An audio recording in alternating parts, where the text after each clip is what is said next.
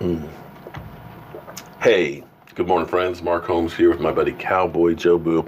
And as always, thank you guys for watching, commenting, and subscribing to the Joe Boo Sports Report.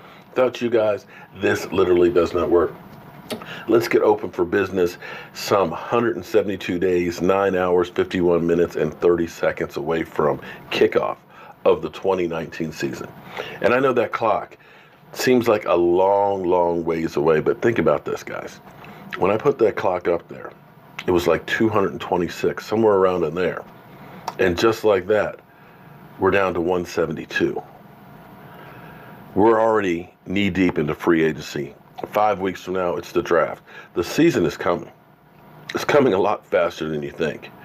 And that's why I'm happy to bring you guys every morning the Don't Sleep on the Dallas Cowboys, because you literally cannot sleep on the Dallas Cowboys. Things happen late in the evening, late at night. First thing in the morning, you want to be up to speed with all that is America's team. It's been my observation that we have a good cop, bad cop situation in Dallas. Jerry Jones, without a doubt, is the good cop. Jerry, right now, seems to be living his best life. You see him here last night where, he's transcending beyond football, where AT&T Stadium is the venue between concerts and now boxing. He is trying to take that mantle from Vegas for boxing. And now that casinos and gambling are part of the NFL, you can see that really growing into something else. But you can see how much fun Jerry's having. Got custom-made Dallas Cowboy boxing trunks. And like I always say with the good cop, bad cop, and actually let me put it a different way. Maybe it'll be easier to understand this one, because most of you guys haven't had to be arrested or deal with a good cop, bad cop. Growing up, one of your parents was the pushover. One parent, you knew that's the one I need to go to when I wanted a new toy. That's the one I want to go to when I want to go out and do something or stay out late or get some money. The other one is going to say no. And that's Jerry.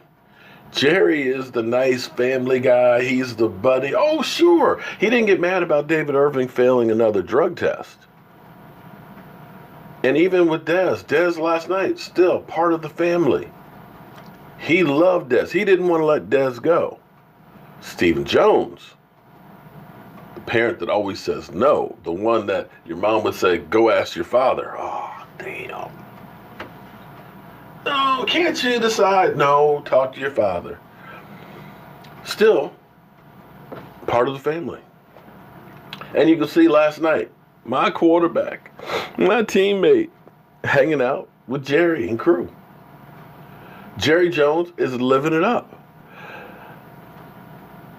And in a way, I'm happy about that, because Jerry, you can't argue with what Jerry Jones has built.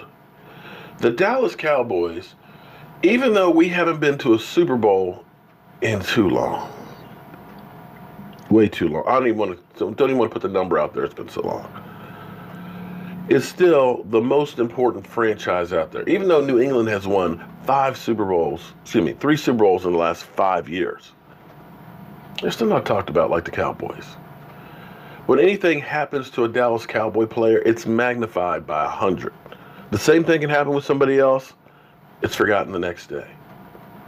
The stadium, even though that stadium's been there now going on 10 years, is still one of the most incredible places to go watch a football game. The brand, the world following. Jerry has done it all. And it's time for Jerry to really kick back and have some fun. Be on top of his mountain and look down and party with the people. Let someone else do the work. And that's what I believe Stephen Jones is doing. It's interesting because, see, here's how you know how good Jerry Jones is. Let me play this clip here. This is one of the Navy SEALs, and I got this clip from TMZ. So TMZ, if you're going to demonetize my thing, we're fine. We're cool.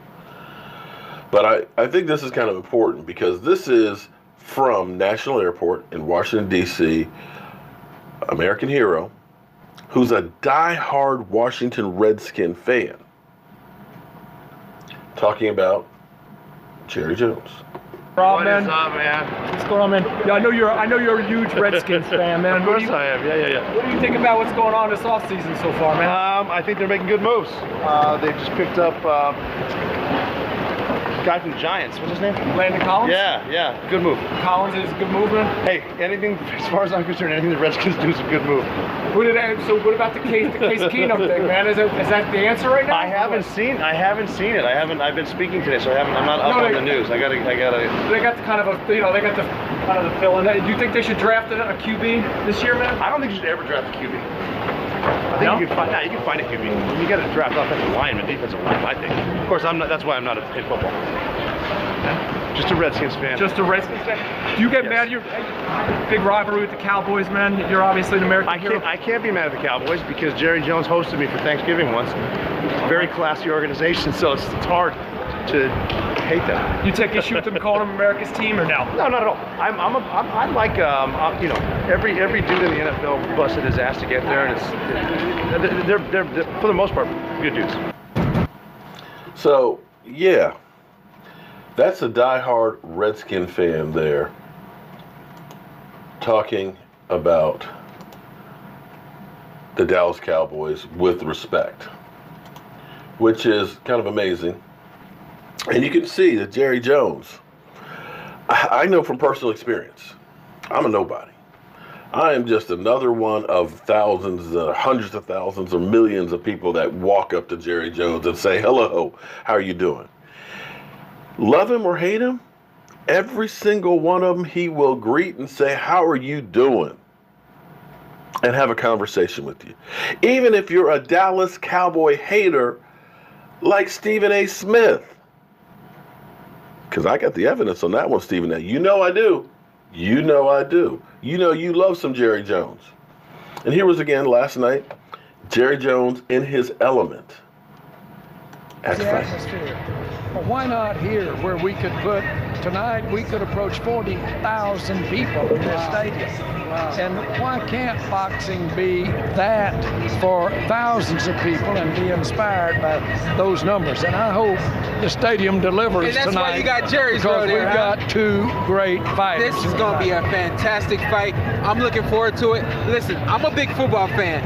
I'm a Browns fan because I'm from Cleveland. We took a fantastic wide receiver out of your division, Odell Beckham Jr. How you feel about that? Thank you. That's probably put it on. Now you got to watch your back.